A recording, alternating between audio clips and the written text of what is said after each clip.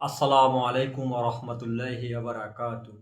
নাহমাদুহু ওয়া নুসাল্লি আলা ওয়া রাসূলিহিল কারীম। আম্মা বাদ। লাকাদ কানা লাকুম ফি রাসূলিল্লাহি উসওয়াতুল হাসানাহ। লাইন শাকারাতুম লা আযীদান্নাকুম ওয়া লাইন কাফারাতুম ইন্না আযাবি লাশাদীদ। আল্লাহ তাআলা বলেন, আমার নেয়ামতের শুকরিয়া যারা আদায় করবে তাকে আমি নেয়ামত বাড়াই দেব। লাইন শাকারাতুম, যে আমার শুকরিয়া আদায় করবে তাকে আমি নেয়ামত বাড়াই দেব। ওয়ালাহিন কাফারাতুম ইন্না আযাবি লাশাদীদ, আর যে না শুকরিয়া আদায় করবে তার জন্য আমি মস্ত বড় আযাব রেখে দিয়েছি। এজন্য আমার প্রিয় দেশবাসী, এই যে সামনে মেম্বার চেয়ারম্যানের নির্বাচন আসতেছে, তো আমরা, সে যেই হোক না কেন, হতে হতে পারে সে বিএনপি, হতে পারে সে জামাত, যেই পাশ করুক না কেন ভাই, মেম্বার চেয়ারম্যানের ভিতরে আমরা চিন্তা করবো অন্তত একটা ন্যায় বিচার। ন্যায় বিচার ভাই, আমরা আমাদের আন্দোলনগুলি আমরা যে করি এগুলি একমাত্র ন্যায় বিচারের জন্য ভাই, ক্ষমতা শেয়ারের জন্য নয় রে ভাই। ক্ষমতা শেয়ার যদি চাইতাম আরো আগে ভাই, চেয়ারে বসতে পারতাম, কিন্তু না, ক্ষমতা আমাদের দরকার নাই, আপনারাই থাকেন রে ভাই। একটা ন্যায় বিচার দরকার, ন্যায় বিচারের জন্য লড়াই করতেছি, যুদ্ধ আমরা করতেছি একমাত্র ন্যায় বিচারের জন্য ভাই। আপনি বিএনপি হন, আমার তো সমস্যা নেই রে ভাই, আপনি আওয়ামী লীগের হন, আমার কোনো অসুবিধা নেই, কিন্তু সমস্যা হয়েছে একটা, আমরা একটা ন্যায় বিচার চাই, একটা ন্যায় বিচার চাই। এই জন্য সামনে মেম্বার চেয়ারম্যানের নির্বাচন রে ভাই, সামনে মেম্বার চেয়ারম্যানের নির্বাচন, যেই পাশ করে আমরা যেন টাকা খেয়ে বিচার না ঘুরিয়ে দিই। অন্তত আল্লাহ রাসূল সাল্লাল্লাহু আলাইহি সাল্লামকে আমরা অনুসরণ করব, আমরা ন্যায় বিচার করব। রাসূলুল্লাহ সাল্লাল্লাহু আলাইহি সাল্লাম উনি ন্যায় বিচার করেছেন। আপনি যখন ন্যায় বিচার করবেন তখন এইটাও আপনার জন্য ইবাদত। আপনি যখন ন্যায় বিচার করবেন আপনার জন্য এইটাও ইবাদত।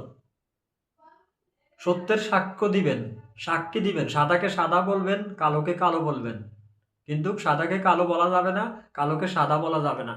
এই জন্য আমার প্রিয় দেশবাসী, আমার ৬ নং ওয়ার্ড ৪ নং ওয়ার্ডবাসীকে আমি শুভ অভিনন্দন জানাইছি। সামনে মেম্বার সার্ভারের নির্বাচন, একটা সুস্থ নির্বাচন হবে ইনশাআল্লাহ। কোনো মারামারি থাকবে না, কোনো কাটাকাটি থাকবে না, কোনো হানাহানি থাকবে না। যেখানে একটা সুস্থ ন্যায় বিচার হবে, যেখানে ন্যায় বিচার হবে, টাকা খেয়ে বিচার ঘুরিয়ে দেওয়া যাবে না। তাহলে কাল কিয়ামতের ময়দানে আপনাকে আল্লাহ তাআলার কাছে জবাব দিতে হবে। এজন্য প্রিয় দেশবাসী, ৬ নং ওয়ার্ড ৪ নং ওয়ার্ড ভাই, আমরা ক্ষমতা শেয়ারের জন্য আমরা লড়াই করি না রে ভাই, আমরা একমাত্র লড়াই করি আল্লাহ তাআলার জন্য, আল্লাহ তাআলার দ্বীনের জন্য।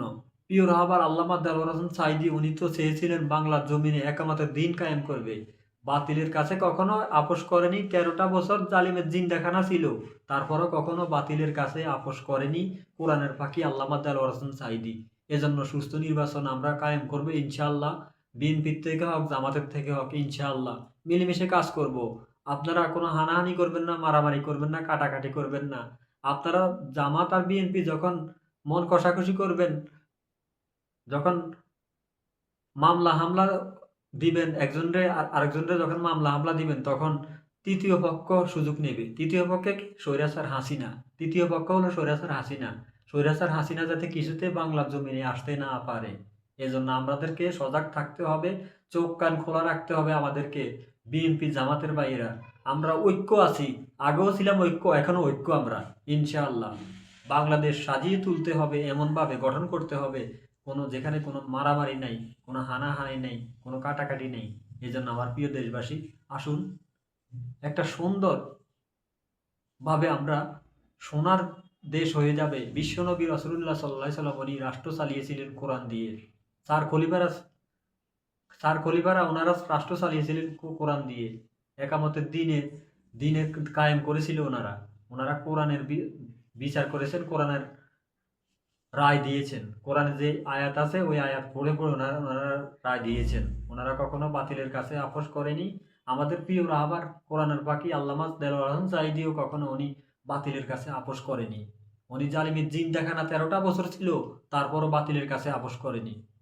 এজন্য আসুন একটা সুন্দর সুস্থ আমরা ঐক্য গড়ি, আমরা একত্রিত হই ইনশাআল্লাহ। আসসালামু আলাইকুম ওয়া রাহমাতুল্লাহি ওয়া বারাকাতুহু।